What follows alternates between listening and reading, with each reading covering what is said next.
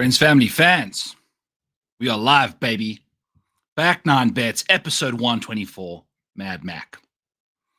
If you know, you know. It's the Pebble Beach AT&T Professional Amateur Combination Tournament out in the Californias. We've got a 2-course rotation. We've got a signature event with Scotty Scheffler in it for the first time this year. We don't have a Xander who's dealing with sore ribs.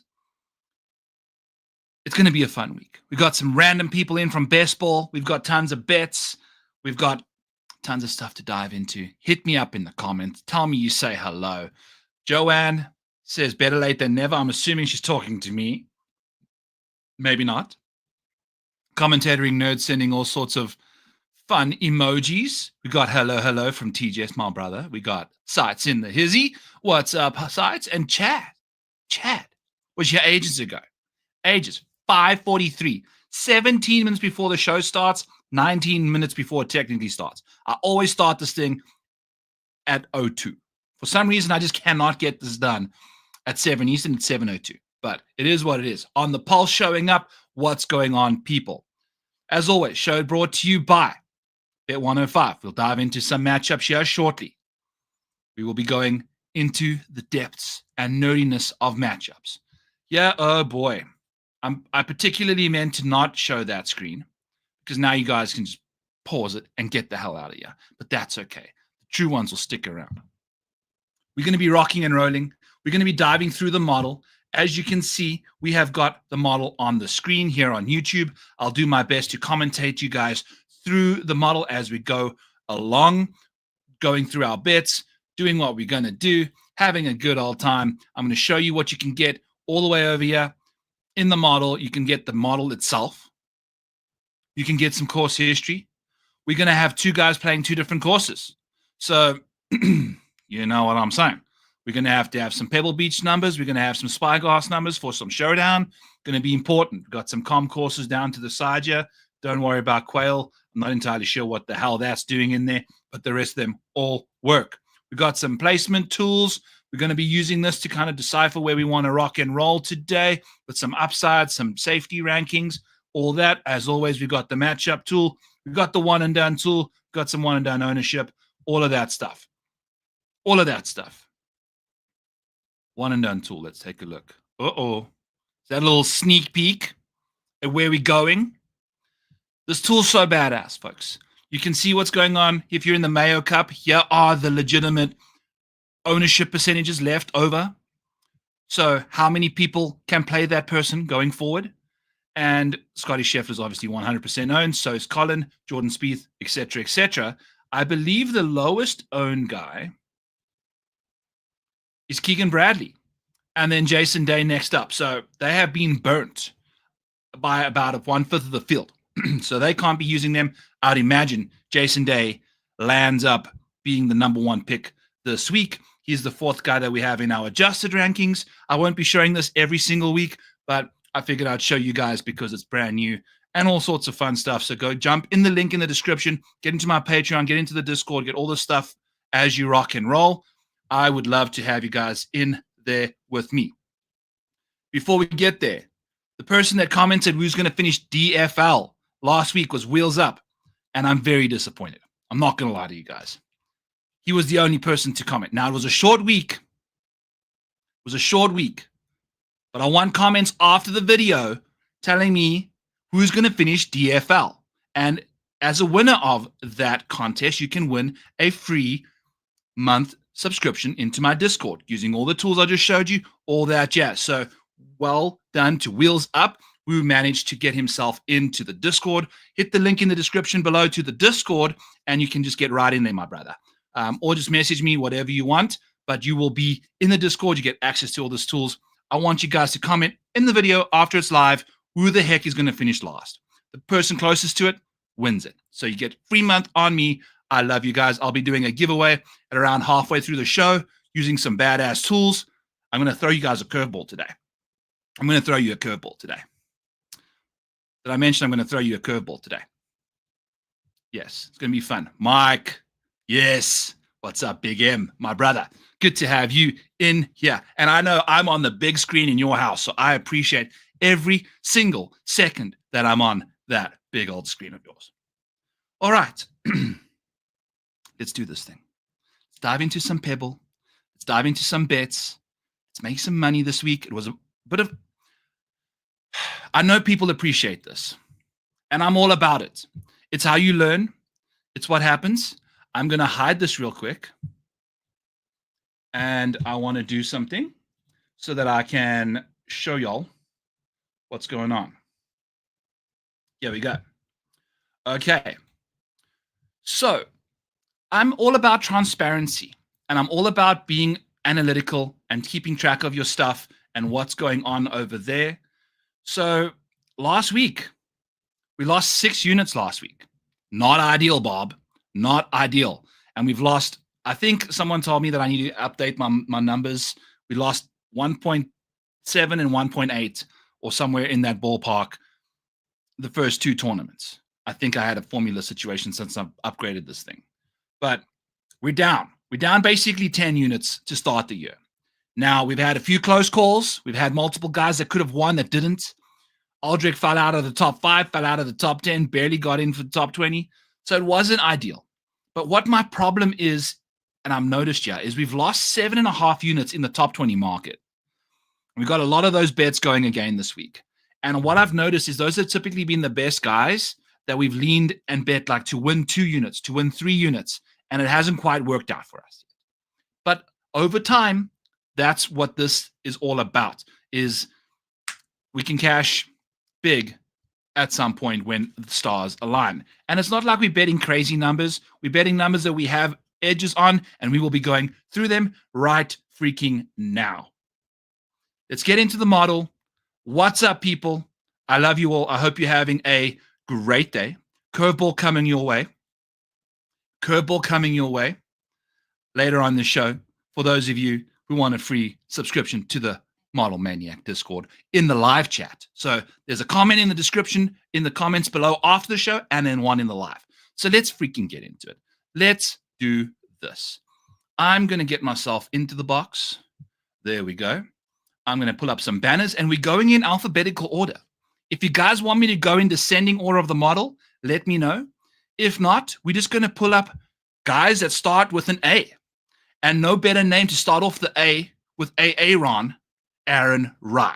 Top 20, Aaron Rai. It's Mai Tai Aaron Rai at Pebble Beach. Look at that right at the top of the list. Let's click his name and check out what's going on. So we've got Aaron Rai plugged in here at 21st in the safety model, 19th in the upside. We're going to bet this guy plus 250 for a top 20.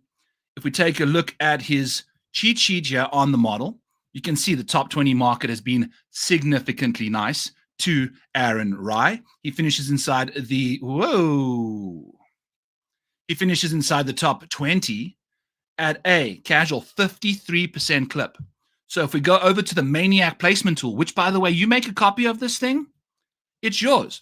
Then you just go over here and you type in some odds, and it changes it for you. So, like, let's just go to Aaron Rai. Where the heck is he? Let's go with safety first. Safety first. Always got to go safety first. So we go all the way to Aaron Rai. There he is. If we change his top 20 odds to plus 250, which they are. Now, notice here, we can take a look at the Maniac placement tool. And if I can get Aaron Rai to stay there, he has plus 240. It implies a 29% probability. That's what plus 250 means. Is it's roughly a 30% probability. We know, we just saw Aaron Rai's top 20 rate is 53%. And that includes the last 3 months, the last 6 months, and the last 12 months. So if you've played well lately, that top 20 rate is going to be a bit more up there than a 12-month stint, because I want to reflect recent form a bit better in the metrics, and we've done that now. So as you can see, there's a 25 freaking % edge on this bet. And we've had Aaron Rai cash it. And I'm going to go over to our little betting tool over here that we have. This is just some fun stuff for some DP World Tour, some Corn Ferry Tour data deep dives. If you want to look into all of that stuff, you can go ahead. So the new tool, I've upgraded the tool. You haven't seen this yet. Take a look. If we dive in and make it bigger, just for a little bit. This is basically now a way to research bets a little bit better than deep dive. If we want a deep dive, we can go over here and I can pull in Aaron Rai for you right away. And he's going to be right up here. And it shows you exactly what's gone on in Aaron Rai's life since 2024 and 2025. We've got the top 20 market here. You hover over that. It tells us he's won $217 in that market over the last 13 months. If you click on that box right there, it pulls up all his top 20 bets for the last little while. And you can see exactly what's going on. So you can go Farmers Insurance was his last event. Didn't play well there, missed the cut. We had 2 units riding on his win, and it didn't cash. But as you can see, we've been cashing top 20s like crazy the last little while. And this is the bet we're going to go to, plus 250. Now, what you can see in the other tab, this is all available to you guys. If you jump in the Patreon, which has the link in the description, we can pull up. Let's just go with, for the last year, the same period, we're going to click here, top 20, and see who the best top 20 bets have been. And we've got Tony Finau, we've got Johannes Veerman, who's been crazy. This is DP World Tour stuff as well. So we're going to kind of check who's going where and what they're up to. And we can pull up, just keep scrolling here until you see, oh, wow, here's Aaron Rai, who we were looking for. I'm going to update this as well to have in the field, obviously. And I'm going to have signature events. I'm going to have majors. I'm going to have short courses, long courses, easy courses, hard courses. All of that stuff's coming. This is just the basic skeleton of it.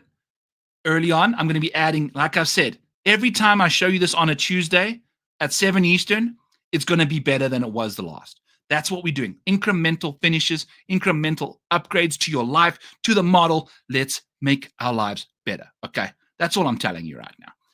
What makes our lives better is when Aaron Rai cashes our top 20 at plus 250. We're going to click on his name right over here and show you how this works. So now you see Aaron Rai's over there. We click the Aaron Rai thing, and all of his top 20 bets for the most recent time come up. So it's a slightly different situation. Instead of just deep diving one person, this tool allows you to see, okay, these are the best top 20 bets. These are the best whatever bets. You know what I'm saying? So you can pretty much go all the way if you want to look at Akshay's recent top 20 world. Just having these big green boxes here really helps you see, okay, top 20 runs the last little while? Yes. No, who knows? Tommy Fleetwood, top 20 runs. He's got some. He's got it going. But if you want to take a look at what he's been up to at Pebble Beach the last little while, he's not got it going. So he's only played there once, didn't finish inside the top 20. So this is how you can use this tool. You can go by Pebble Beach right now if you're really in the mood for that. And then we can figure out, okay, let's see who's had the best top 20 rates at Pebble Beach. So we can hit this button and it tells us right here, oh, wow. Here's Rory McIlroy's top 20 rates at Pebble. He's only played there once and he was negative 300 to finish inside the top 20 and didn't. So you lose your $300 there. So this is basically what you're getting if you take a peek at this tool. This is how you can go about it. So in cahoots with the placement tool, this tells you if there's value to be had.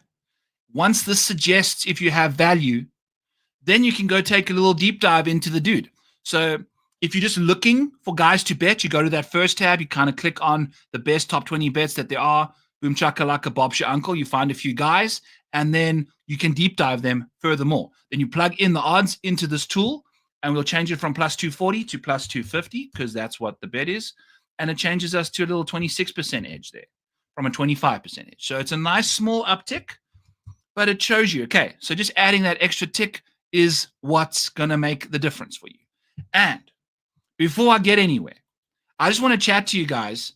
I'm sorry, this is taking a hot minute to really get into the show, but we're going to be diving into bets that aren't necessarily like negative odds, particularly in the beginning of the year, but I don't want you to shy away from those odds going forward. I'm going to show you right now, there's a couple odds that have some value at negative odds. If you take a look at, for instance, if Scottie Scheffler, if there wasn't a concern about his hand going into the week, we've been hammering his top 5 market at plus 105, at minus 110, minus 120, whatever we want. We've particularly been going into the negatives on Xander's top 10 market the last little while. And people are just not willing to bet negative odds. But it's all about the percentages. If you remove the negative sign and turn that odd into a percentage, if you have an edge that makes sense to you, bet that edge. Don't be scared because it's negative 130 and golf Twitter doesn't let you get away with betting favorite type bets. People bet spreads in NFL at minus 130 and stuff. Like, it's all good. Like, don't worry about it. I think I've bet a Scotty Scheffler at minus 200 before. It's how you make money in these markets because Scotty and Xander were providing us with so much consistency that you can go ahead and bet those negative odds if you have an edge. Don't just be betting random bets if you don't know what's going on. Then you probably want to stick to the fun plus money stuff. But if you want to take this a little more seriously and grind out some profits, you can use this tool. You can figure out where the edges are, figure out what your threshold is, and off you go. You don't want to have to be betting negative 300 bets, but you can go after like a top 10. There's an edge over there. You lay your $19, you make your 10 back. You lay your 190, you make your 100 back on a Scotty Scheffler top 10, which, by the way, happens 80% of the time. And they're telling us it's only happening 65% of the time, given the bet. So that's my little tirade. Let's get into the rest of the bets. I see there's some comments here since I started chatting about this. Yeah, Scotty T5, exactly. Bet 365 showing Rye at plus 180. Make sure that includes ties paid in full. If it does, why is it plus 180? That's interesting. BetMGM has got a plus 250 out there. So I will confirm.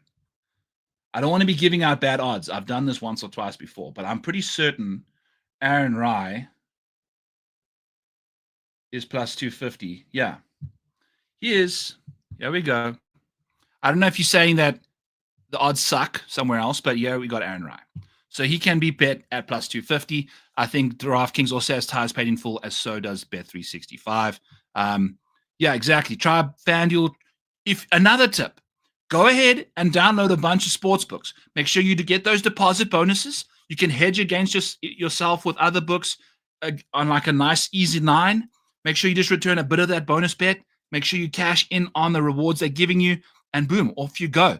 And then you have access to a different multitude of books which have different lines, which is very important, right? So Chris saying, the second the minus sign shows up, people's brains break. Exactly. Why? Why is that the case? That shouldn't be what has to happen. Yeah. We're playing the numbers, not playing positive or negative. Yeah. It's not binary. I'm binary. I'm Lindeque. You know what I'm saying? But I don't know where I'm going with all this stuff. But go ahead, ignore the negative, turn it into a percentage, use your edge, make money. That's all I'm telling you right now. They have the best odds currently on in boom and boom. FanDuel plus 250. There we go. Big deal with the shades on there. All right. So, yes, there we go. We have yourselves an Aaron Rice situation. We deep dived him here. I mean, take a look at this. This is an obvious play. An obvious play. Plus 250 at a golf course that rewards his accuracy off the tee, that allows him to make those putts that he's been going on. Boom, boom, boom. We know exactly what we're going with here with Aaron Rye. I don't know if he has played here before. Has not recently. Finally shows up in 2022 and did not finish well. But Aaron Rye's improved his game drastically over the last little while. So check it out. Use this tool. Off we go. Bob's your uncle. Boom chakalaka, whatever other phrases you want to go ahead and use. Speaking about Scotty, let's go to Adam Scott for a top 20. Same situation. We've got Adam Scott here ranked 11th in our upside model, 11th in the safety model. If you take a look at the percentages over here, we've got an 18% edge on his top 20 bet. Adam Scott finished inside the top 20 at a 47% clip. It's telling us it's only going to happen at a 33% clip. Now, some things on Adam Scott. If you take a look, first we can go take a look and see, okay, is Adam Scott actually a good bet to make in the top 20 market? So you can go Scott, Adam, boom, click, there it is. Top 20 bet is an absolute smash. He's cashed it at Pebble Beach the one time he's played. That was last year. He has played here prior, I think in 2019 or 2018. Before that, did not go well. Now, the important thing is coming up here on Adam Scott. But if we take a look at his top 20 market, it hasn't been the greatest lately. I mean, the last 13 months. But I beg to differ the last little while. If we take a look at his last 5 PGA Tour starts, the Genesis, the Open Championship, the FedEx St. Jude, the BMW Championship, and the Century. Those are 5 in a row top 20s. That's $500. Easy math. I mean, look at how big that chart got. So you can already go to signature. You can like make your own signature event filter here. At the meantime, seeing how that works out. Look at this. The last 5 starts, he's returned you all of that Kayashola. So a lot to like if you're in that kind of mood. Now people are going to tell us, you know what, Adam Scott, if we take a look at his course history, go over to the Maniacs model. Let's pull up Adam Scott over here. And I should have just clicked the name that I saw on the screen there, but it is what it is. Go take a look at Adam Scott. We filter all the way to the right-hand side. If you go control right arrow, it kind of takes you all the way to the very end of the earth. You can see Mordor from there, which is this area of the spreadsheet. Course history here. This box in the yellows, it's the course history at Pebble Beach, Spyglass, and Monterey Bay Peninsula over the last 6 years. Is that it? Since 2019. Then to the right of that, it also shows you the recent form for the last 10 PGA Tour events. So you can see, okay, this is how he's played recently. This is how he's played here. And I'll give you a column here for the best finish for both of them. So as he finished well recently, he's got a 15th place. As he played well at Pebble, finished 20th here last year in the signature event. Now, for the grand reveal, the grand finale, if we go over here to the left-hand side, and we filter by Pebble Beach strokes gained. He has been crazy good at this golf course. He's all-time, he's averaged about 2.4 strokes at this golf course. All right. Okay. We're talking some serious numbers here. This is only behind Maverick McNeely, who's literally lived on this golf course. So Adam Scott at Pebble Beach has crushed it. At Spyglass, ass. Ass in the sand over at Spyglass Hill. So don't play him at Spyglass in Showdown. Play him at Pebble in Showdown. Bet him top 20 at plus 200 because his event history is shit, but his course history that they're going to be playing 3 times, 3 guaranteed rounds at Pebble Beach, weather permitting, and 1 at Spyglass. Adam was creeping up the leaderboard last year. I think he started on Spyglass, and then every time he played Pebble, up the leaderboard, up the leaderboard, up the leaderboard. We can expect a similar scenario from him again this year. He's playing some great golf. He loves Pebble Beach golf course, golf links, the golf course itself, not the Pebble Beach Pro-Am event. I'm all in on Adam Scott. All freaking in. I'm like very in. He's $7,600. I've got him ranked significantly higher, I believe, than DraftKings pricing. Exactly. DraftKings has him 29th ranked according to the price. We've got him ranked 11th for both safety and upside. So a lot to like about Adam Scott. I think, as you can see, there's an 18-spot difference, which is huge. Love that in the 80-man field. Big edge. We're going to hammer Adam all the way. Let's go. Let's freaking go. Next up, Andrew Novak. What a crazy performance from him at freaking Torrey. The guy is a savage. A crazy man. Look at, I can't even click the name in there. There we go. Okay. Pulling up Andrew Novak, $6,700. If we go all the way to the right-hand side, you see what he's been up to the last little while. We've got him ranked for safety a little higher than we have for quite significantly, 16 spots higher than for his upside. But when it comes to, for his safety, his upside's lacking a little bit because as you can see over here, the top 5s, the top 10s, they've got off to good starts early on the West Coast and some Florida swing events early in 2024, but hasn't quite been piling up the top 20s lately or the top 10s, particularly the top 5s, but he's been knocking out the top 40s, like in a big way, finishing inside the top 40 religiously about once in every 4 times. And we've been betting him top 40 quite a lot. Hasn't worked out for us. Goes ahead, has an incredible finish at the Farmers last week. We've bet him at the Sony, we've bet him at the Amex, missed the cut in both of them, goes and finishes 3rd. Now, what does this mean? I can't tell you. Does it mean he's going to go back to missing cuts? Maybe. He's also 200 to 1. So Pop this in the Discord. I believe now he's 120 to 1. So I'm not going to feel bad about putting a 200 to 1 on the show, because if you want better numbers, you can get them in the Discord. But that's, you know what I'm saying. So I pop those in as I make them. And we got a third place finish at the Farmers last week, which isn't necessarily the greatest golf course for him. And we have a 20th place finish here for him at Pebble Beach in 2023. So some solid form, decent, not terrible, going into it. And we're going to see what he can do for us for the rest of the way. We love Andrew Novak.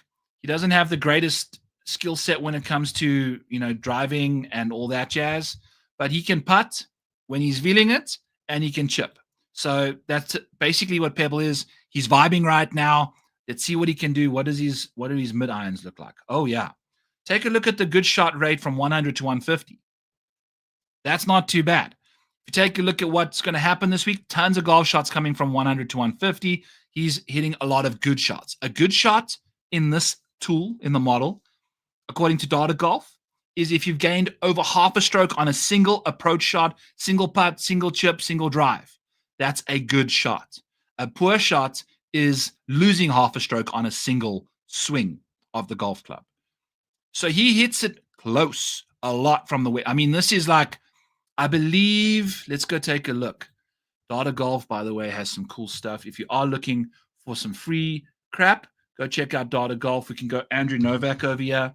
I don't know if you have to be logged in to use this stuff, but the PGA put out some brand new website stuff. They have recent form, course fits, and course history for free on their website. So if you are a freeloader, I mad respect you. You're doing it the hard way without any paid resources for research, for data. The PGA is showing up to the party a little bit now, which is great. I'm super happy to hear that. So go ahead and use those resources. They have course fits for you, recent form, course history. Not the greatest stuff in the world, but it's free and it is nice. I like to see that. We got Far Canal. The weather's saying it's perfect. Absolutely. What's up, Far Canal? How's it going?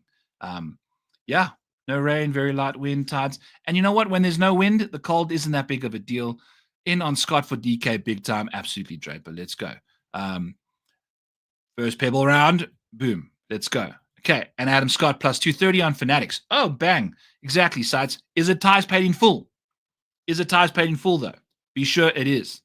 Righty. So going back to Andrew Novak and his situation here, if we click on the approach here and hit explore, then you can go over here and you can use up the different proximities. So over the last 12 months, as you can see, Andrew Novak's thing pops up quite nicely to the good shot percentile. So he's 95th in all of golf that have metrics in the system. So a good shot, if you take a look here, is 6.2 feet. So basically one length of me with a hat on and some on clouds. Then we get to 6.2. 6 feet 2 inches, 6 foot man. And off we go. So basically, this is what I'm saying. You're looking for a 6 foot putt at Pebble because it's hard as putt to make those putts on the Pebble Beach greens. So having him with that kind of close wedge aggressiveness in easy, calm conditions, that's exactly what you're looking for. You're not looking for poor shot avoidance this week. That's what you look for at Sawgrass when there's lots of water around, all that stuff. For the most part, you can miss the greens in spaces that make sense. So he's very, very fancy from that range. And then, whatever from where else. A lot of time spent on Andrew Novak, but figured I'd share some tidbits about him. We'll start powering through some names here shortly. We are also going to be betting Andrew Novak for a top 20. I think I had a Novak top 20. Looking at DraftKings, I think there was, or was it Bet365 that had a top 20 for a top 5 at 20 to 1 for Andrew Novak over at, yes, I'm just seeing it right now. So Bet365 has a top 5 at 20 to 1. Very difficult to get that out of my mouth. Moving along swiftly. Bo Hostler, top 20, plus 175. How did I come about this bet? We can put it up over here. It's not going to be a bet that typically shows up in the model, I don't believe. And you don't have to use the placement tool all the time. You can do other stuff. You can figure out your own shit. Bo Hostler hasn't necessarily been doing the greatest stuff over a long period of time. but things have started to move in the right direction lately. We're starting to see some better finishes in the recent form boxes over there. Second at the Sanderson Farms, great stuff. And we have a third place finisher in 2022.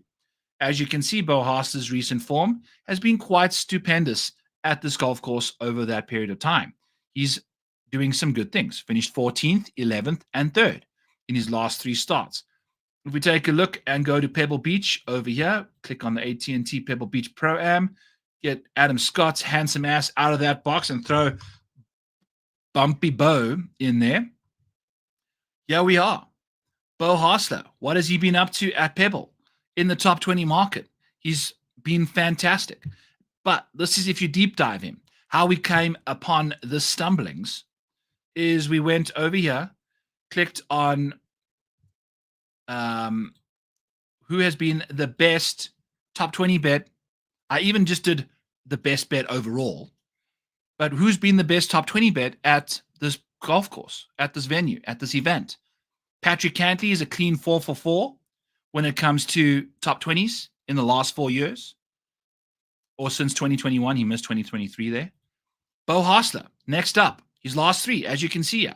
He was plus 160, plus 220, and plus 900 back in 2022. So last year is plus 160. This year, we're getting plus 175. If we go over to the Maniacs placement tool, I don't think I even have him highlighted. Do I have Bo Haasler highlighted? Yeah. Is he going to show up? I don't typically have him graded well. Oh my God. I'm going to have to just search him. Search and cease. Yeah. Bo. Click. Go. We plugged it in because we just knew we were going to do the. I mean, look at this. The reason you go to the top 20 market is he's finishing inside the top 20 34% of the time. Top 10 only 7% of the time.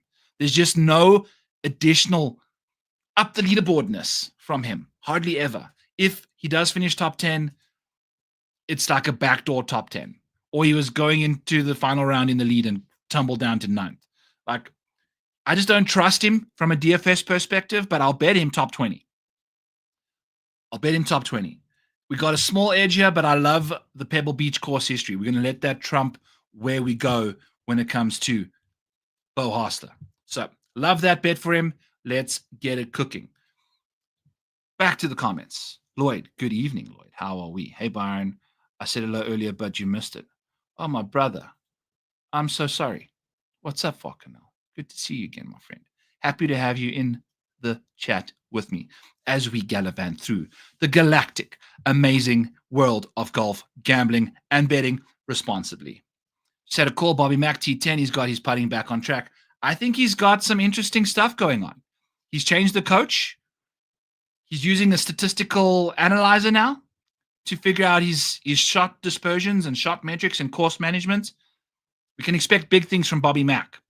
Scramble returns, potentially not a terrible option over there. What's up, Fantasy Football Garage, my brother? What's up over there in your world? Next bet, Keegan Bradley, 50-1 to win this tournament. Maniacs models, let's go back over here. Get all these guys in there so people using it can see everything. And we're going to go to Keegan Bradley. Show you what Keegan Bradley's been up to. And it's been good stuff. Keegan Bradley. Let's go. Bradley. There we go. Click the button, Byron. There we go. So going to his course history. Played here last year, finished 11th. Nice. In 3 rounds, we know how he can surge up the leaderboard. And then this season, he's played 3 times, finished 15th, 6th, and 15th. This guy's grooving right now. He's grooving. He's absolutely doing the moves that you need to make in order to do this thing. And if we take a look at his proximities and his strokes gained, he's inside the top 12 when it comes to proximity. I don't know how that works out with good shot rates being 28th, but maybe he's hitting just outside 6 feet all the time, which is cool. You know, like you've got to mesh these metrics in between each other and see how it goes. He's phenomenal when it comes to proximity numbers from the wedge ranges inside 200 yards. Once it gets a little further from 200 and out, we struggle a little bit, which is cool. I'm cool with Keegan doing his thing. 20th in the field in strokes gained off the tee on shorter golf courses, less than 7,200 yards. Love that with Keegan. And as you can see here, it's nothing spectacular that's getting the job done. It's just getting the job done however it needs to happen. The Ryder Cup captain with the stashio, 50 to 1. Plus 750, I believe, at DraftKings for a top 5 on Keegan Bradley. Make sure if he's in the mix, we can capitalize on that. Given how he's been playing the last little while, I'm almost tempted to bet the guy top 20. Given his 3 straight top 20s in the 3 starts he's had this year and 11th place over here. Do we make an audible and bet him top 20 at the same time? Let's see. Keegan Bradley, top 20. Let's take a look. What are his odds for a top 20? Keegan Bradley, plus 137 at Bet365. And it's not going to tell us to go there, unfortunately. He doesn't have the safety ranking in the field. Like, it hasn't caught up to his metrics lately. Let's go over here and see Keegan Bradley. We can deep dive him and take a look and see what his situation is. Go Bradley. Oh, we got too many. We don't want to just type in Brad into the database. That's going to end forever. I'm also going to just make sure that Bo is out of there and get Keegan in there. And if we take a look at what Keegan's been up to in the last 13 months, it's just the top 20s aren't quite there right now. The top 5 market's been thriving for him, so maybe that's what we're going to roll with. We got the bet. We got the top 5. Let's go. It's been a bit of a hit and miss situation, so potentially we get it over here. 50 to 1 is a very fair number on a guy that when he gets into contention, he typically wins. He typically gets the job done. So I like Keegan Bradley a lot this week. Top 5 to win at 50 to 1 this week at the Pebble Beach Pro-Am. Let's freaking go. Ryder Cup captain. Has a bit more upside than he does safety, so maybe we should lean into that top 5, top 10 bet, which does make a bit more sense over there. Next up, our guy, return of the Mac, Mad Mac, Mackenzie Hughes, 190 to 1 over at DraftKings when we place these on Sunday night. I don't know what's going on. I can't tell you why he's all the way down here. I don't understand why he's priced the way he is. I don't understand the mad disrespect on Mackenzie Hughes' name. When we take a look, I've got him ranked 18th for upside, 26th for safety. There's 80 people in this field, and DraftKings has ranked him 71st with his price at $6,200. I don't understand. He's been profitable in the top 20 market, profitable in the top 10 market, profitable in the top 5 market the last 12 months. We've got Mackenzie Hughes finishing inside the top 10 at a 31% clip. 31% of the time. That's insane. If we remove his name over here, select all, but before we do that, let's go see what he's got up to lately. At this golf course, he finished 16th in 2022. I'll take that. Previous best finishes, 5th at the RSM. He's always played well there. Struggled a little bit at the Amex, had a really good stadium round. Missed the cut at the Sony. It is what it has. Played terribly at the Sony, which is fine for us. Gives us 191 ticket on him. It also gives us a 9 to 1 top 10 on him. It gives us a plus 350 top 20 on him. And those are both to win 2 units. So we are going all the way in on Mackenzie. But at this price, you're not even over a full total unit betting on him to win a potential 12, winning 8 on the outright bet and 2 for each other of the other placement bets. So we've got an 8th at the Sandersons. It's incredible. I have no idea. Like, if you go to this tool and we type in Mackenzie Hughes, or we just go the best top 10 rates over the last little while. What are we clicking on here? There we go. This is the deep dive side of things. So you have to click a name over there. Let's just go over here to the top 10 market. Get Pebble Beach out of there. Boom chakalaka. Top 10 market. The best since 2020. Mackenzie Hughes is up there at $449 return every time you're betting to win 100.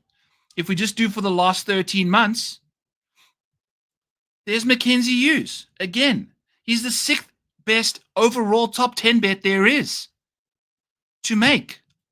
in the last 13 months. He's finished inside the top 10 4 times in the last 7, and we're getting odds that range from plus 150 to 400 to 700 to 1. Like, why have these odds gone completely backwards?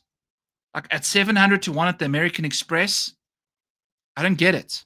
So if these odds keep drifting back towards us, yeah, I'm down. Give me the 9 to 1 for a freaking top 10 on Mackenzie Hughes that's been doing this.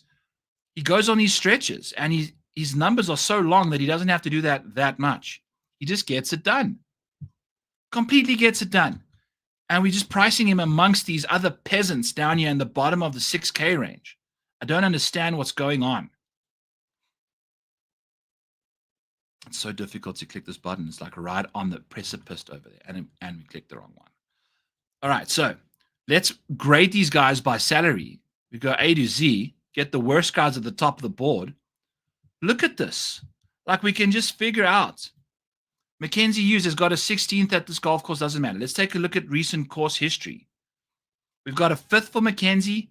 Then there's guys that are right by him. Matupa Vaughn's best finish in the last 10 PJ starts, 48th.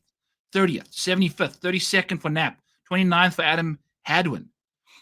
Then they're pricing Kevin Yu at $6,000 flat. He's got a 7th here at Pebble. He's got an 11th at the RSM, a 16th at the Zozo, and he won the freaking Sanderson Farms Open Championship, whatever. $6,000 flat in a signature field event behind Brendan Todd, who doesn't even know what side of the golf ball he's standing on right now. His best finish was a no-cut Zozo 75th. Basically a miscut there. He doesn't know how to play golf right now. And Kevin Hughes priced the same as him. What are we doing? Justin Lower has been playing some great upside. I mean, look at this. He's got a 2nd and a 3rd. We're doing some DFS deep dives in the middle of Mackenzie Hughes' stuff here. It's got me ramped up on some discount bargain bin sons of guns. All right? Look at these metrics. You can figure out, use this tool. You sort by best recent finish. You can filter on the best finish at that golf course if that's your cup of tea. Use this thing however you want. Make a copy of it. You go over here, you click make a copy, and it walks you right through what the instructions are. You go to the file, you go over here, you hit make a copy, boom. And then there you have it. Make a copy, make it whatever name you want, and then it's yours. You can edit it, you can filter on it, you can change numbers, whatever you want. You can even break it. I don't care. Makes no difference in my life. So let's actually get to this. If you want these tools, let's do the giveaway. Who has been the best? Who has been the best top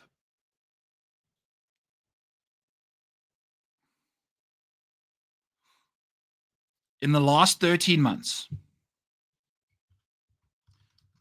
Has been the best top 20 bet across all tours in the last 13 months. There it is. Who has been the best top 20 bet across all tours, PGA and DP World Tour? First person to tell me who it was is not my mom. It's not Lucas Glover. Are you going for him outright? Poor Mini Maniac is crying upstairs. We got chaos going on. It's all over the place. On the poll says Tony Finau. No. I will say it's a DP World Tour guy. It's a DP World Tour guy. It's not Taylor Pendrith. Your mom, Darbo, please. Jeez, like. Not Rory. Rory Lloyd is one of the worst there is in the top 20. It's not Rasmus Højgaard. This may not, I might have to give it to the first PGA guy. There we go. BJ Gilliam. My brother. I see you on X. You got to get over to YouTube, subscribe, like, and then congratulations. Free month in the Discord for you. Johannes Veerman. And since Mike is on YouTube, I'll also just toss in a free month for you there as well. Look at this guy. What has been going on? Just been on a complete tear the last little while. What's that? 6 of his last 8 starts have been top 20s. Incredible stuff. Just in the lot, and got off to a decent start as well. Had a bit of a lull in the middle.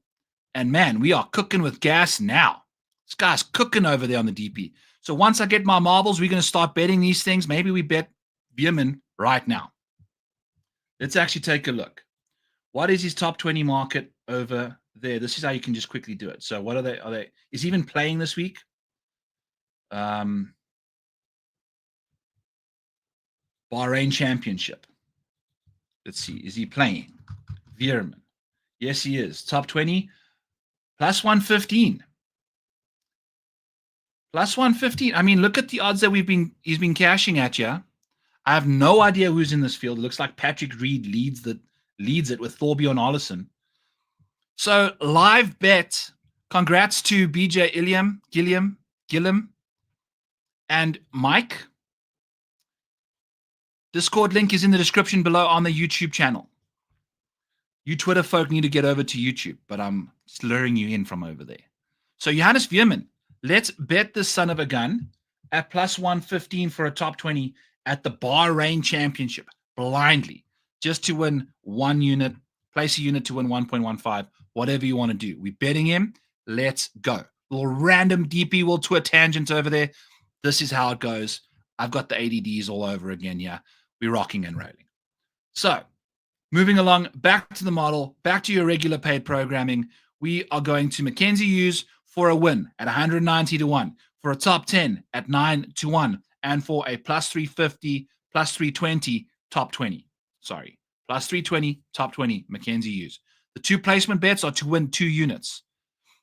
To win 2 units. So we're going in on Mackenzie again. I think the pricing is wrong.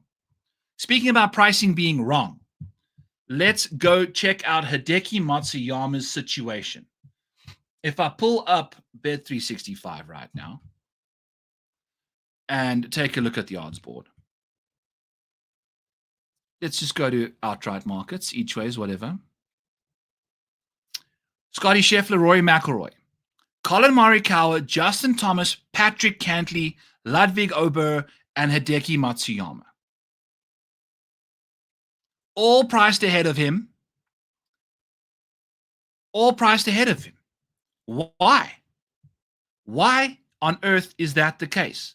Let's go to the model thing again. Yeah, the research tool. I need to figure out a cool name for this thing. Let's go back to 2022 when dinosaurs still roamed the PGA Tour. Alrighty. Click the win box and let's take a look at who's been one of the best options in the win market over that period of time. This is 3 years. And we just scroll down here to Hideki Matsuyama. And we filter on his name and go, oh, wow, that's 4 wins in that period of time. 4 wins. He's priced less, like at better odds than. How do we find these other guys? I don't know. Let's just filter on the other side of this world and see what's going on. Oh, whoopsie. Let's get Hideki out of here. And let's click on Patrick Cantley, Justin Thomas, and Colin Morikawa. Now, it's going to include the other guys' losses in this, but all this tells us is they've got 3 wins combined. And if we find Ludwig, he's probably somewhere around here as well. Handsome ass hiding in the crowd over here. But where is he? I don't know. I can't find him. But the 3 dudes, 3 musketeers, Patrick Cantley, Justin Thomas, Colin Morikawa. Cantley won the BMW Championship in August of 2022. Justin Thomas won the PGA Championship in May of 2022. Colin Morikawa won the Zozo Championship in 2023 when everyone was sleeping and didn't know that that tournament was even going on in Japan. It was all over a year ago. Hideki Matsuyama's won 3 times, I think, in the last year, in the last 12 months since Riv. So what are we doing? Why is he priced that much more than these other dweebs? Colin, 12-1. Justin Thomas, 14-1. Patrick Cantley, 16-1. Hideki's 22-1.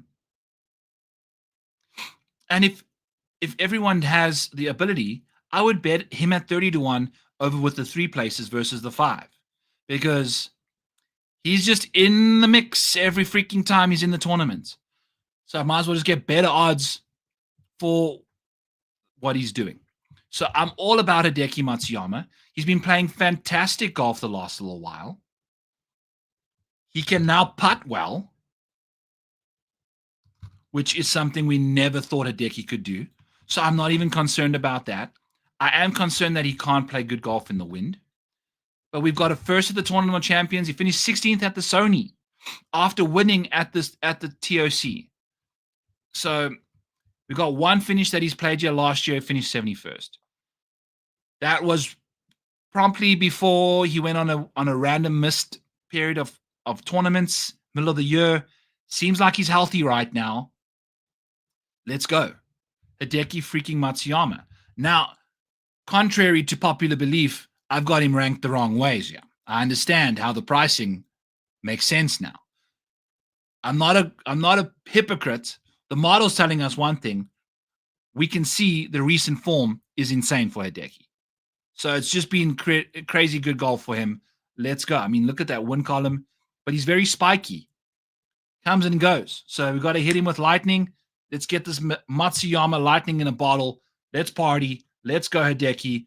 Finishing inside the top 5 once in every 5 starts. That's all you could wish for. It's not terrible at all. In fact, where does that grade on the chart here? Get everybody in there and click another wrong tab. And then we're going to filter on top 5s and see who's got the best top 5 rate in this field. Just to take a look. That's the worst. Brian Harmon, Denny McCarthy, Max Homer, Jordan Spieth, Corey Connors, Brendan Todd. Those are all guys with like hardly any upside, apparently. If you want to look for guys that do have upside, flip it around. How do I get this thing here? There we go. Oh, my goodness. I'm all upside down here. There we go. So Scotty Scheffler finishes inside the top 5 at a 60% clip. This is why you can bet him at negative odds to finish inside the top 5. Rory McIlroy, if you take a look at what he's been up to in Dubai and across the pond, it's just top 5 city for him the last little while. Playing great golf. Patrick Cantley, for him to be inside the top 5 at a 32% clip and not have won, that's disgusting. If you take a look at Colin Morikawa, 23% of the time inside the top 5. No W. If you take a look at, who was the other guy? Justin Thomas. 29% of the time. He's had 2 second-place finishes. Lost to Nico Echeverria. Couldn't close the door on Sepp Straka, who teared away from him. Justin Thomas, man. Just the odds on him are so small and so nasty, and he just doesn't seem to have that winning mentality. He's playing better golf, but I can't get there. Hideki, we know this guy's capable of winning. If he gets in the mix, we got a shot. 22-1, fair price. Very fair price, considering the prices of those around him. This can come and bite me in the ass. It has been doing in the last little while. We do a winner on this channel. Not going to lie to you. Hideki Matsuyama. Betting with the each ways, 5 places. Boom. Quarter of that price. What's that? Plus 550 for a top 5. If we take a look what that actually means. So each ways, it means you're taking a quarter of the outright, which is 22-1 on Hideki. So you're taking a quarter of that outright and you're applying it to a top 5 without ties paid in full. So you're taking 22, divide that by 4, it's plus 550. And then we can take a look at his ties paid without ties paid in full. Hideki Matsuyama is plus 475. So you're getting 75 points of value on the each way by going in there as well. It helps you if he doesn't win. You recoup some of your money, pretty much break even. That's how it works for me, is my each way is kind of just recoup. If I have 2 guys finish inside the each way, then we profit 2 units. But the each ways are just helping us not lose as much money in the outright market as we have been with some rough breaks lately, not going to lie to you. So we're hoping he can get it together for us. Let's freaking go. While we at it, Max Griesemann, top freaking 10. This dude has been sensational the last little while. The model isn't going to potentially like him that much, but I mean, if we are filtered on the top 10 best players, I mean, look at this guy's top 10 rates. 35%. Inside the top 5, 27% of the time. Let's freaking go. If you take a look at some of the best top 10 metrics in the last little while, Max Griesemann is going to be finding himself right at the top of the board here. We can get 22 and 23 out of the picture. Just do the last year. Focus on some of the best guys, and there it is. Top 10 finish for Max Griesemann. There's Jolene. Is that a song? Anyway, filtering on his most recent finishes. Farmers Insurance. It is what it is. American Express finished top 10. We needed a top 5 from him. He finished 7th. The Century missed out. Played nicely Mayo, played nicely at the Zozo. Wyndham Championship 3M. So yet to really show up in a big event. But if we go to the top 20 market, he's still going to be fine. It's not like he's been really bad in that market. He's actually been fine. It's been really impressive stuff for Max Griesemann over the last little while. So I thought he finished top 20 at the Century. I guess he did not. What did he do at the Century? We can go and look here. ADD in full swing. ADD in full swing. So 24th at the Century, not ideal. So you never know what we're going to be getting from him, but at plus 400, I'll take a gamble on someone that has been incredibly gifted in that top 10 market for a big, big profit there. So we're getting a 16% edge on the plus 400. There's a plus 400 over there. So that's nice to see. And now it's a 17% edge. So it's even better. So we're going to be going to that market over there for Max Griesemann, plus 400 for a top 10. All right. We're making it there. We're almost through, folks. We're almost through. Bierman, not a fan of the wind. It's going to be freaking windy. Oh, God. We're betting it blindly, my brother. We're going to bet it blindly. Yeah, be one of us Discorders. Yes, we're going to. Mike's a fun. Now, Mike, we might not understand even what he's telling us in the Discord. I'm not going to lie to you. Sweet Spot says, how does Hideki play on short courses? Do you have that filter in your tools? I do, but it's broken. That is the problem. I had it set up, and then I fiddled with some stuff, and I've broken it, and I haven't got it back yet. But coming to a screen near you on Back 9 Bets, we got months, we've got years, we've got tours, we've got course difficulties, we've got rounds, we've got course lengths, and you can choose the yardage, you can choose the course name, you can choose the event. It's all going to be there. Some of it works right now, some of it doesn't. Here's Harry Hall. Who do we want to look up? We want to look up. This is on the back end of what you can get right now. It's still like in the beta, very beta. Whatever's after beta, it's in that stage still. Hideki. I don't know if this is even going to. Hideki's not going to show up. Hideki. If we click his name, it's going to show us Accordia. This is round by round, and I believe we are filtered on 2024. Yeah, it's table. It's like dumb stuff. I just need some time to get there. I wasn't planning on launching a full Discord. I was planning on working on this and landed up launching a full Discord. So this got put on the back burner a little bit. Also have a child now. It's like impossible to find any time to do stuff. I have it filtered on hard and easy courses. I don't know how much that's going to take stuff out of there. I guess that isn't even connected anymore. But if you just click on Hideki stuff, and I think this is only to end the year, so there's no 2025 shit in here because it's still coming. But what? Short courses, does it do anything? No. But it's coming. You feel me? It's coming. So this is what's available to you guys if you are in the mood. There's some interesting stuff over there. Moving on back to what we were chatting about. It was Max Griesemann that we were finishing up on the top 10 bet there. Our next bet is going to be Nick Taylor at 80-1 with 5 places. So we're going to do that. It makes tons of sense to me. If we go over to the model, find Nick Taylor, It's not going to be the greatest ranking for him because he hasn't been playing well a lot. He's been playing well recently. So what is he graded for us? Yeah, 71st and 78th. Not going to get it done on a long-term basis. But if we take a look at a short-term basis, we've got some stuff going on here. Won the Sony out of nowhere. Got great course history there, though. Then finished 12th at the Amex, played great. Finished 12th. I'm cool with that. At a golf course he's not necessarily ever showed that much success at. So we've won recently within the last 2 starts. And then in 2020, Nick Taylor won at Pebble Beach. So we know he's finished 14th and 20th in the last 4 years as well, the last 3 years. So he's played great golf here apart from last year.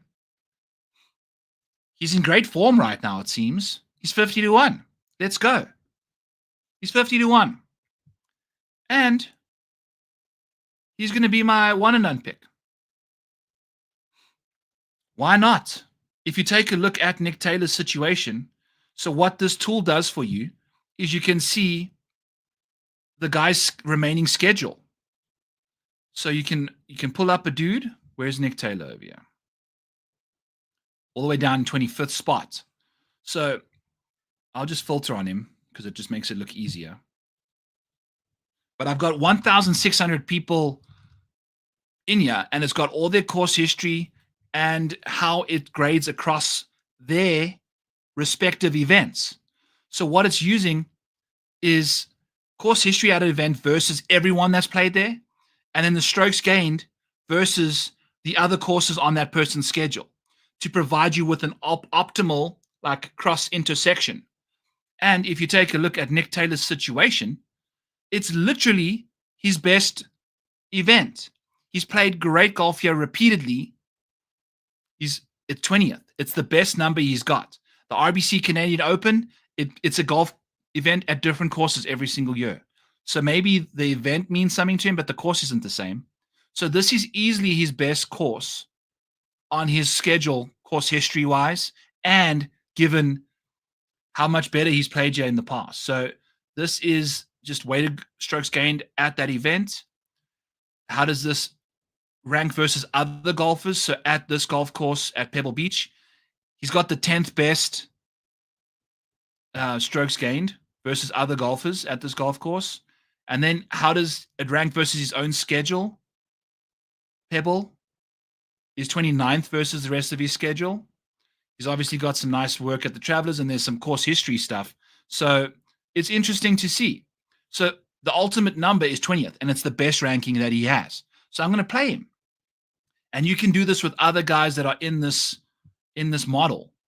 You can use it to make these own decisions on yourselves. And then you can keep track of where you've bet. Have you used them? Haven't you? You can kind of go all the way into the future, figure out how you want to bet these guys and play them in one and done. I'll be including the dollar values soon to kind of maybe include that into the projections here. The more an event is worth, it should be a more meaningful event to kind of pull that golfer's ranking up there a bit. Lots of fun stuff, but as always, lots of tools here for all the aspects of golf you can get. Hit the Patreon link in the description below if you like that kind of stuff. All right. So Nick Taylor, great form, great course history, 80-1. I'm cool with it. We feel like we're getting some sloppy seconds here after he literally disintegrated our chances with Nico. But maybe we get some redemption this week. Maybe we get some redemption from Nick Taylor. And if we don't get any redemption from Nick Taylor, we're going to get it from Nico Echeverria, the guy that let us down at the freaking Sony, now on a very similar kind of a golf course. He's been playing scintillating golf. If we take a look at Nico Echeverria's situation the last little while, by the way, we're betting him for a top 5 too. At plus 2,000, 20-1 over at DraftKings, I think has that number. Between DraftKings and Bet365, I can't remember what we were doing there, but there's a book that has a 20-1 on Nico, as well as the 190-1, which I believe is now 150-1. Mr. Kacha in 2023, totally different golfer back then.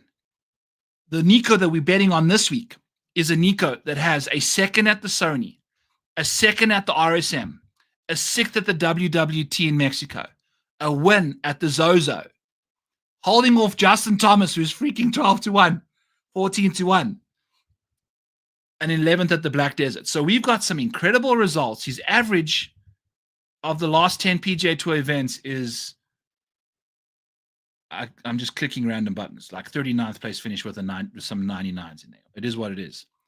2 runner-ups, a first, and a sixth. What on earth are we doing? And this dude, let's take a look at his situation when it comes to his metrics. Pretty solid with from 150 to 200. Not the greatest wedge player. It is what it is. But again, his golf game has completely transformed over the last little while. It's been really impressive to see what he's got up to since. So these are 12-month metrics. They're not going to have been all caught up yet. He's playing some good golf right now. He's playing some good golf. And he can make putts. That's typically his best trait. It's good to see. He's hyper accurate, 35th in the field. It's above average. Not hyper accurate. He's above average in accuracy. So that's always good to see there. He's been one of the few people you're going to see that's profitable across all the markets. All the markets. And he's $6,500, friends. Hello. DFS Smash City. Let's go. What are we doing? Like, the people around him are not repping off wins, not repping off consistent top 5 finishes. Let's go, Nico. 20-1 for a top 5. 190-1 for a freaking win. Let's go get that redemption. It's time to level up, brother. We've leveled up from the Barracuda or the Valero, the Barbasol, so the event that we don't even remember the name because they kind of clumped into alternate hell. So he wins that, gets himself 2 years on the PGA Tour. Then he goes ahead and finishes numero uno in Japan at the Zozo, which is like a premier. I'd say of all the full swing events, that's probably the best one. It's got Xander, it's got Colin, it had Justin Thomas in it. We fended off. You know what I'm saying? So he got that win. Now it's time. The Sony, that would have been probably the same as a Zozo, but better. I mean, Jesus, winning at Pebble Beach would be incredible. 190-1. Give us the 5 places for the top 5. Those are ties paid in full, by the way. So you can finish top 5, tied with everyone in the field, and we still get paid out entirely. Love it, love it, love it. Hit the like button. Hit the subscribe to Mayo Media. Go check out Back9Bet's YouTube channel as well. I'll be starting to do a bit more course research previews on that channel at some point. It's coming. Life as a dad, I'm still figuring out my stuff. Jason Day, we got a random person, Alexander Booth, just showing up here and yelling. Jason Day, 38-1. Okay, let's see. I don't know. I mean, great course history. I think he's going to be very popular one and done. I don't know about Jason Day. I bet him last week and I'm off this week. I might hate myself for it.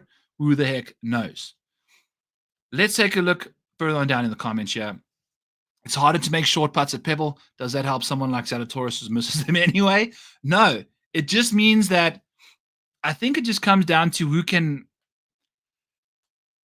Well, the thing is, it's hard to make those putts, but some people will be having them for pars. Some people will having them for birdies. And I think overall, if I go take a look, I dropped the stuff in the Discord, by the way. I can go over to my actual model. Take a look at some key stats here.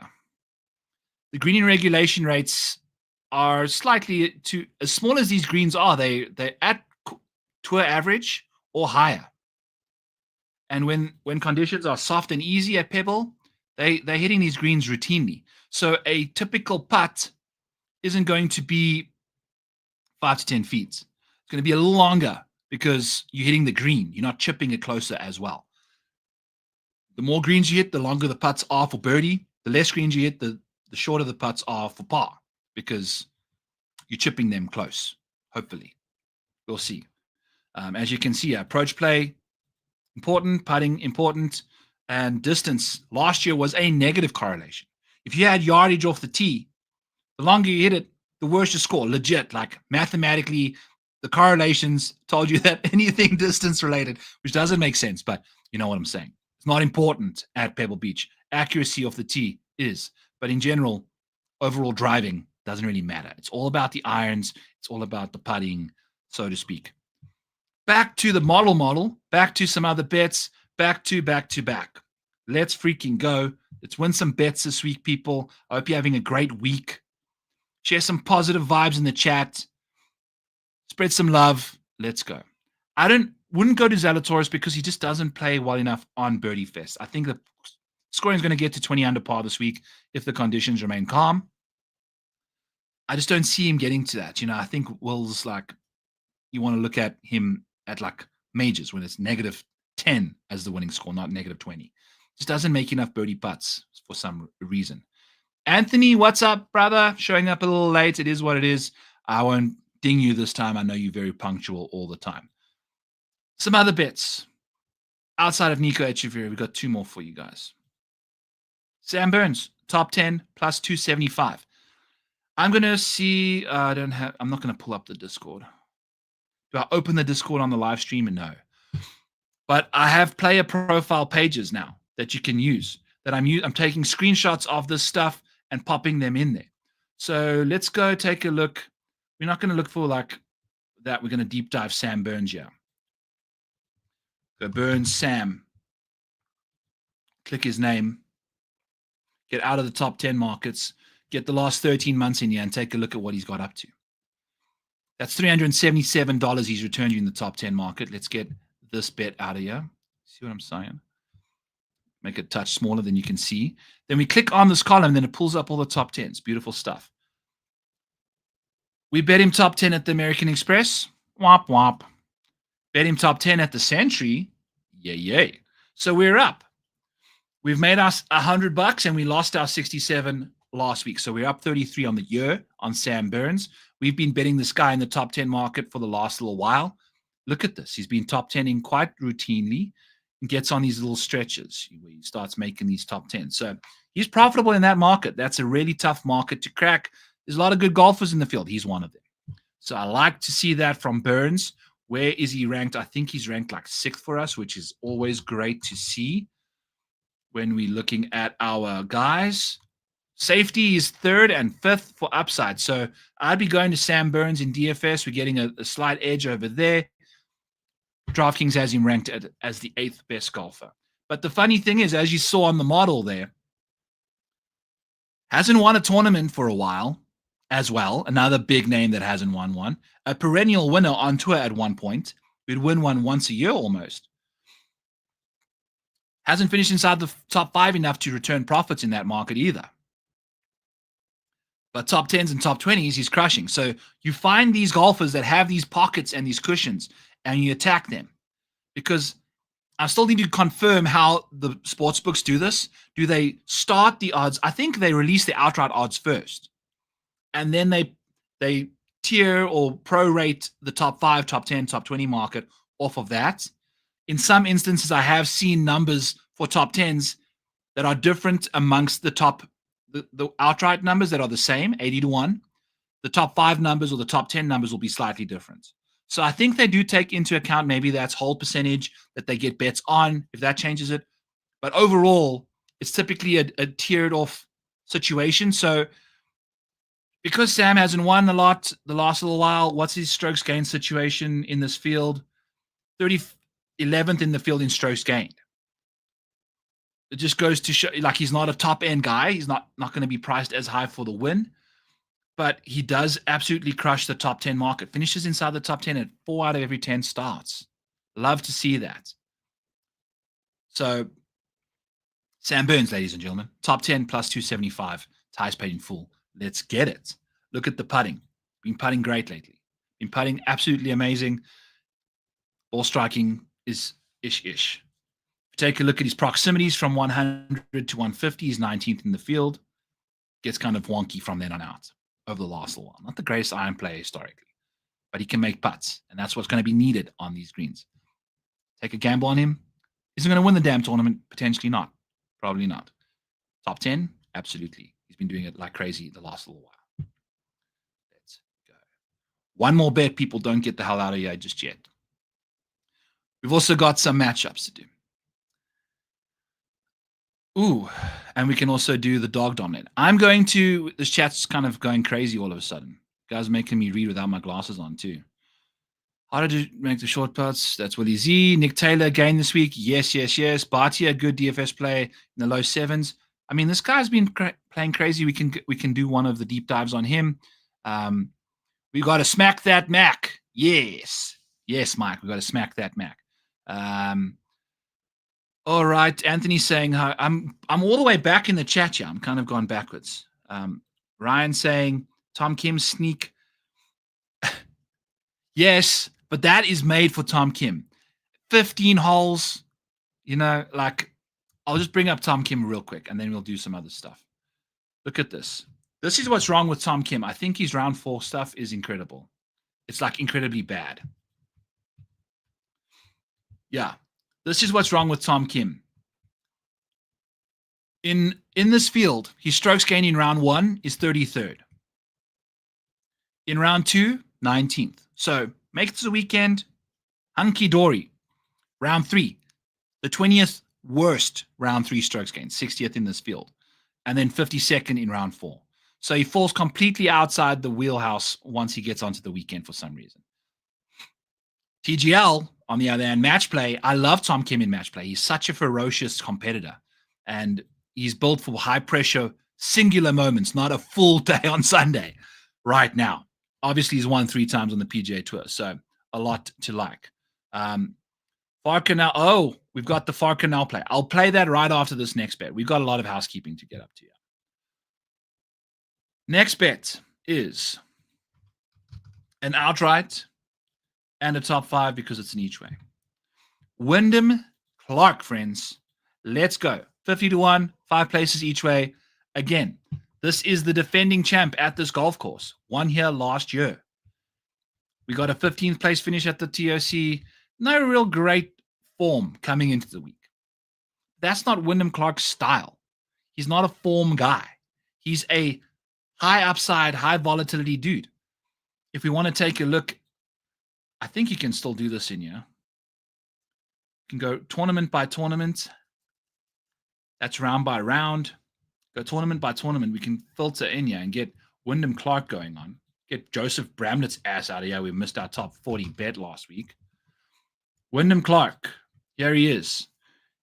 The event dates are in here. The last time he played in 2024 was the Pro Core Championship. Look here.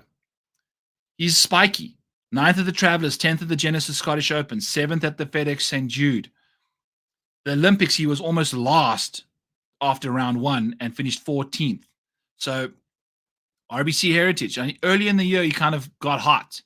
But look at this. He doesn't necessarily let you know, okay, hey, I'm going to play well. Leading up to the American Express, we've had a 29th at the Century. Nothing too great to end the year. Had a 3rd place at the Tour Championship, but he just shows up. Like his profile it's very jittery. Before his wins, the Memorial finished 12th. Before that, he missed the cut at the PGA Championship. Then when he won at Wells Fargo, had a 24th and a 29th the 2 weeks before. So he doesn't have to necessarily be playing amazing golf to win tournaments. And that's the thing with Wyndham Clark. So we just keep getting these 50-1s and we'll just keep betting them. As long as he's like 50, 40-1, I'll be betting Wyndham Clark. He knows how to win designated events. He does not know how to win majors, apart from the US Open. Had to save myself there. But his major track record outside of that is pathetic. But designated events, which are big events, he plays well in. So I don't know what to make of it. He's playing great golf. He's a great putter. He's won here at this golf course before. I don't know what more to tell you outside of just pretty much a number grab there. We never know what we're going to be getting from this guy. And if he can get off to a good start, I mean, look at his round 3, round 4 stuff. It's top 5. So potentially should have bet him live maybe. But at the same time, if he gets off to a good start, then he's in the mix and then he missed that boat. So depending on how you want to deal with it, you can go with that. So love Wyndham Clark this week. His upside ranking is the way to go for us. Obviously, lots of that sporadic stuff. His safety ranking is the other side of the DK price. So we've got some value for upside, some non-value for safety if you're looking for it. Not a cash play or a top 20 play. You bet him top 10s and top 5s because that's where he gets his job done. Top 20s, no go. So that's Wyndham Clark's profile for you. Parker, now let's get to your monstrosity of a parlay over here. I've got to scroll. I've got to scroll a lot. You guys are chatting up a storm in this chat right now. I hope the like button reflects that. Winky wink. All right. That's the Bobby Mack one that you mentioned. Then you sent me here we go. The patented Farcanel monstrosity parlay. By the way, if you want me to deep dive any people now, now's the time. We've been going for 80 minutes. I didn't give a crap. I wasn't feeling the greatest before the show. You guys fuel me. So let's go. Farcanel's parlay across the world, all the way from Asgard. Robert McIntyre, T5 on the PGA Tour. Max Griesemann, top 10. Lee Hodges, top 20. So Griesemann, McIntyre, Hodges, 5, 10, 20. Then on the DP World Tour, we're going to go with Soderberg, top 5. Thomas Aiken, top 10. Joel Gerbach, top 20. And then on the LPGA, Alexa Pano, 210,000 to 1. You bet your $1, buy yourself a house with that parlay. So Farcanel, he does this for us every single time. I love you, my man. I appreciate this kind of stuff. I don't know what books allow you to do that at, but let's go. What exactly is the Dog Dominator? Let's take a look. It's my tool that you can use for best ball, and it's currently tailored for the scramble returns, which only has 3 rounds now. So I can show you that on the screen. It looks like I'm lagging a touch. We can go backwards here. By the way, use code Mayo if you are signing up for the first time for Underdog. I know Mayo is going to be throwing a big party in Toronto. If you guys like that kind of thing, go check it out in his newsletter. My computer's completely lagging on me right now. But what this does, the Dog Dominator. So this is for the scramble returns. You have to draft 6 guys, and they play in all these contests along the way. So it starts at the Masters, and then you play 4 events before a cut. And then I think it takes 2 people from the 6 that drafted for the first round, and then you go into round 2, and then you do the same kind of thing. So what it does is I've provided with projected schedules. I've made power rankings for these guys. You can go over here and you can do your own power ranking stuff. So if you want to wait round 1 starts a bit more than round 2, you can just get this out of here. You can do total projected starts. You can do whatever. You can change your power rankings and just make it go crazy. Let's add 30% ranking to the second middle tier of rounds there. Now you're seeing how the power ranks change because of the projected schedules that these golfers have. The ultimate point of this tool is as you're drafting, the box up top here changes colors, and this grid is what you're trying to make immaculate. You're trying to have at least 6 people playing in each event because you can only take 6 scores for best ball. So you basically want to make sure that you got everyone going to play as many different tournaments as possible to overlap. So let's just do a draft here based off ADP. And as you click buttons, if you have the number 1 pick, we'll go with Scotty Scheffler, and then we'll go with Ludwig Åberg. And then we'll go with Siwoo Kim. And then we'll go with Benny On. Then at 25, we can go with Tony Finau, who's dropped all the way down there. Then we can go with 36. That's going to be Wyndham Clark. We can go with 37 is going to be Nico Echeverria. Then 48th ranked guy would be Harry Hall. 49th ranked guy would be Matt McCarty.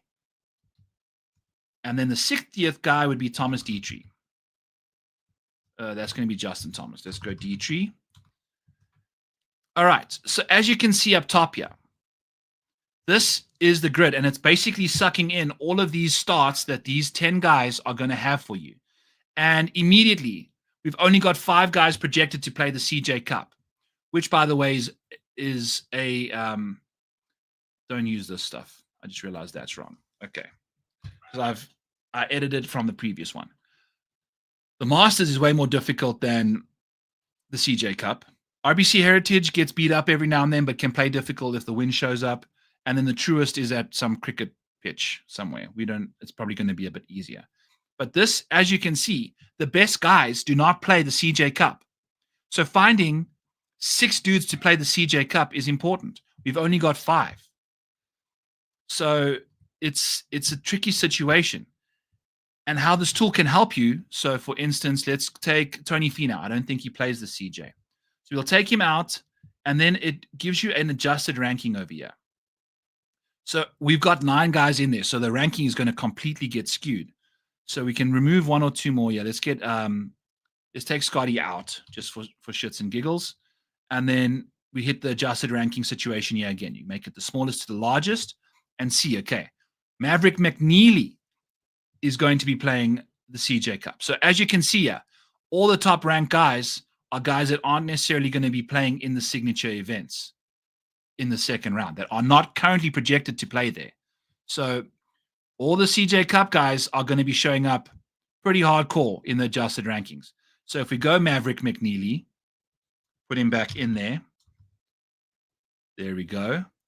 And then we can put Sungjae Im in the top here. I know he plays the CJ Cup. Boom. Now we've got 666 across the boards there, 4 6s in a row, and we're guaranteeing ourselves at least 6 starts for the first part of the schedule, which is important because you got to get through that in order to play well. If you have the bottom piece lined up and lighted up, great. What are the chances that the guys, if you don't have the top piece lit up, going to get there? So that's basically the whole point of this Dog Dominator. I'll be tinkering in here a bit more going forward because I haven't really played any yet. I have to go to Omaha again and start a bunch of slow drafts. But once I start doing that, I'll be streaming my plays as I'm going along with the slow drafts and having a good time. It's a great way to make sure that you're optimizing your players' schedules. It's a great way to keep track of your draft. It's a great way to kind of just use this however you want. But that's ultimately the way the Dog Dominator works. Link in the description as well to that, by the way. And in February, when I can make my entire Discord and Patreon a full annual subscription once Patreon turns 3 months old, it'll be included in a massive, big, nice bundled package. You guys can get everything over there. So February is going to be a big year, a big month for us. We're going to have lots of fun stuff going on. All right. There was someone that was asking questions. So Bhatia. We got to go out of the Dog Dominator. Take a look at all my Google Sheets. Taking forever. Get all of these out of here. Pebble Maniac. Okay. And we're going to go back in here to Bhatia. I'm really excited for my lasagna, by the way, which is on the counter once this is over. Okay. We are running out of some steam. It's okay. It's the end of the stream, just about. We're rocking and rolling. Would you take a look at Bhatia in the bottom set? I mean, I got him ranked for safety, well ahead of the DK price, and I've got him ranked pretty much the same for upside. Last current situation. I mean, what has he been up to in round 4 lately? What's that situation about? Finished 30th here in 2021. That's when I think he hit every single green as an amateur. Hit all 18 greens around Pebble, which is like something that hardly anyone's ever done. Finished 32nd at the Tournament of Champions. He's kind of just floated everywhere. We had Bhatia to play TOC, Sony, and potentially the Farmers or the Amex. He's only played once. He went over to Dubai. Guy's living life La Vida Loca right now. I can't tell you. I think he's just a middle-of-the-road play. I mean, his wedges are kind of middle of the road. The middle irons are a bit better. Good to see there. He's been putting significantly better lately, and if we don't have to chip that much this week, that's going to help him out a lot. Ball striking has been solid. It's a kind of, I'm not going to talk you off the ledge. I'm not going to push you off it either. It's going to just be up to you if you go. I don't mind him. It is what it is. Moving on down. Dog Dominator addressed that. Bhatia and Siwoo. So we've spoken about Bhatia already. And I see there's some Taylor Pendrith asks as well. Siwoo Kim, what has he been up to? He's one of these guys that I would not be playing him at $7,100 even. He just doesn't give you enough upside, in my opinion. I said this to someone the other day. Doesn't give you enough upside, and then there he was at the top of the leaderboard towards the end of the week. It's just like, It is what it is, but it happens every so often.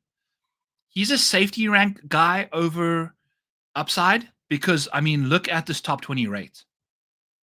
1 in every 3 starts is a top 20. But he's only finishing inside the top 5 like 5% of the time.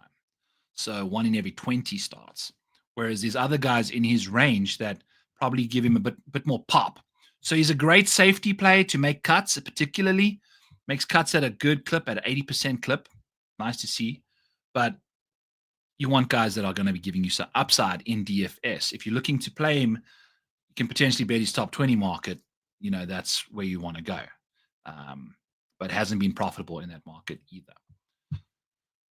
Next names. Denny McCarthy, top 20. Yes, I would definitely do a Denny McCarthy top 20. I don't know why. I know Kenny, I think my co-host, Fantasy Golf Degenerates, has Denny as an outright. Denny's finished inside the top 5 less than Siwoo Kim at a 3% clip. But Denny finishes inside the top 40. Like, he's a top 40 guy. Like, if you want to play Denny McCarthy, I mean, a 72% top 40 rate is nuts. A top 20 rate of only 19%. He just, you know what I'm saying? I understand the course history. A 4th year in 2023, that was like a crazy Sunday or crazy Saturday that he had when he was well out of contention and got himself up into contention. I think it might have been a Sunday. He's played good, yeah. And he's been playing better lately. So maybe if you're in the mood for that, he's also, I think, gathering some steam because people love course history. So I can't say I'm thrilled. We'll have to see what his ownership is. We'll be dropping that, obviously, in the model commentating nerd. As the week unfolds, tomorrow morning, tomorrow afternoon, we'll have the ownership finalized. So Denny McCarthy, I don't know. Thomas Dietrich as well. Like, his top end finishes are also super difficult to kind of lean into. Yeah. If you take a look at Dietrich's stuff, he's actually been fine. Top 5 markets, his best market. Interesting stuff, despite having only a 10% top 5 rate. He has finished 4th year last year and finished 5th of the TOC. So that's what's getting Thomas Dietrich to the party right now. Nothing too crazy. His metrics, the wedges aren't the greatest. He's really solid out of the rough for long rough shots. That's his thing. Like, you want long irons out of thick rough. Probably that's where Thomas Dietrich is going to find his difference maker. This week, you know, I don't know. I don't know if I'd go. Putts nicely on Poa. It's the weekend rounds. That's his thing. It's like he just doesn't get it together every single weekend. I think this ownership is this round 2024 finish. Not going to get it done. Thomas Dietrich, no. I don't like him for upside either. He gets real jumpy at the top of the leaderboard.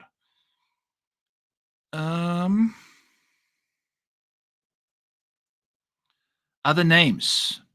Matt Fitzpatrick. No. Just, I looked him up before. No. Chris?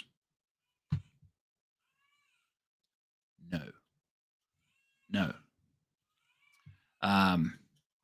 Falconel saying, awesome work as always. That was as we were wrapping the show up.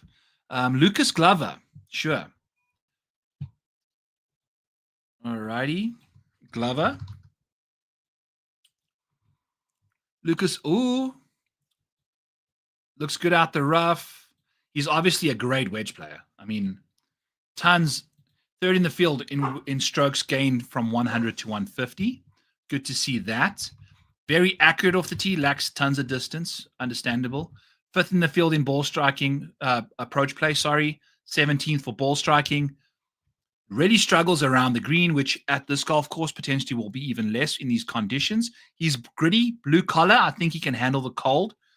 I do believe they call him a mudder on PGA Tour. You know, they call those guys mudders. Look at these short wedge, like anything inside 200, he's phenomenal at. So where does he grade out for me? Yeah. Quite poorly, but better than, like, his safety ranking is almost 20 spots better than the DK price at $6,100. What has he been up to lately? Not good stuff at this golf course. He's missed lots of cuts, never finished inside the top 50 in the 2020s. Got a 7th place here back in 2019 before I was even doing this stuff.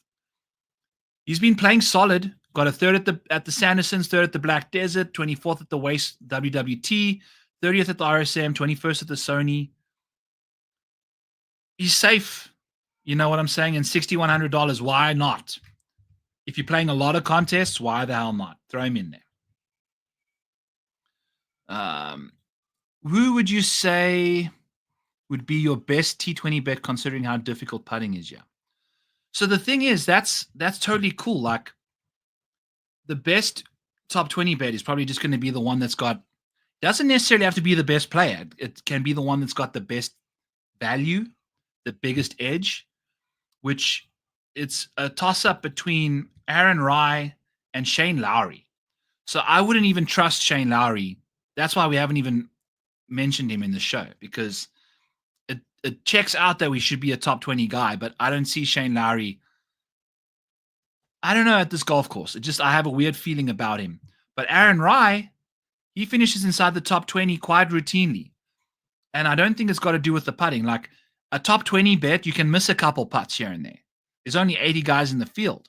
So that's the best part about betting these big placement bets, is that you don't have to rely on one shot completely screwing your stuff up, unless it takes you from inside the top 20 to the outside. But over the course of the week, you can miss 1 or 2 shots here and there and still cash the top 20. So I would say Aaron Rai is my guy. I have bet him to win 2 units. And I don't mind Adam Scott either. I like Adam Scott a lot as a top 20 bet. He's an underdog, a dark horse at this golf course, in my opinion. So go Birds. I hate the Eagles, but I hate the Chiefs even more. I should absolutely have been a Chiefs fan living in the Midwest here in Iowa, and I decided to be a Jets fan. So Far Canal, Bobby Mack. Let's take a look here. McIntyre. I am optimistic for his long-term outlook. His grade's worse than the DK price, so no. He's inside the top 5 more routinely than you'd like. I like that. Or expect, should I say. He's gained the 18th total most strokes, so the model doesn't seem to like some of his other metrics, and it's likely got to do with the putter. He's 51st putting on power over the last 36 rounds. His overall putting is 41st in the field. He's been struggling to avoid bogeys, apparently. That's a little for last year. I don't know. His wedge, I guess the iron play inside 200 is pretty bad. He's a much better long iron player than short irons. So no, not this week. I like him at longer courses where you have to hit those long irons in. All right, folks. Hour 38, long one. First big signature event with Scotty Scheffler in the freaking field. Hit the like button. Subscribe to Mayo Media. Subscribe to Back 9 Bets, please. Hit the Patreon link. Check it out. I'll make sure I get the guys that won the contest into the Discord. I hope you guys enjoy. The Discord includes everything that you've seen on the show. All the tools, all of the models, all the picks, all the plays. Me in the Discord answering questions, all that jazz. So we've got a wonderful little community there. We need 1 or 2 more subscribers, and we're over 50 already. It's been amazing. I've enjoyed your support thoroughly. So I really appreciate everything you guys get up to. You know, it's so nice to have support like this. I made a big jump doing it on my own, and it was a great decision in hindsight. Scary, but great. So I really appreciate every single one of you. From a mental health standpoint, this week's been a little iffy for me. I've kind of flirted in and out of some stuff, but I typically notice that happens with work. When things at work get a little stressful and things at golf side of things get busy, the brain wants to do all sorts of stuff. You know, you get very stressed out. So just been kind of making sure I get my walks in. I promised before my child showed up that I'd take my dogs for a walk 5 times a week, just to make sure I show them some love. And that is my favorite time. I leave my phone behind and I go and walk in the cornfields of Iowa through the snow, whatever the weather is, I dress up for it and I take those dogs out there and I just let my brain just unwind because I'm always on the computers and stuff. So it's just so nice to just have something like that that I kind of look forward to. And it helps me just get a mile walking in and go. So my next thing I've promised myself is to try and get on my bicycle 5 times a week for at least half an hour. Haven't quite got there yet, but I need to make that my next goal. So I encourage you guys to do small little things to make your lives better, to really kind of help you get through the hustle and bustle that we have to deal with. So I appreciate every single one of you. Um, let's have a great week at Pebble. It's going to be a fun week once we get the amateurs and jabronis out of the venue. Let's win these bets. Let's have a good time. And I wish all of you a phenomenal Pebble Beach this week. We'll see you next week. Peace.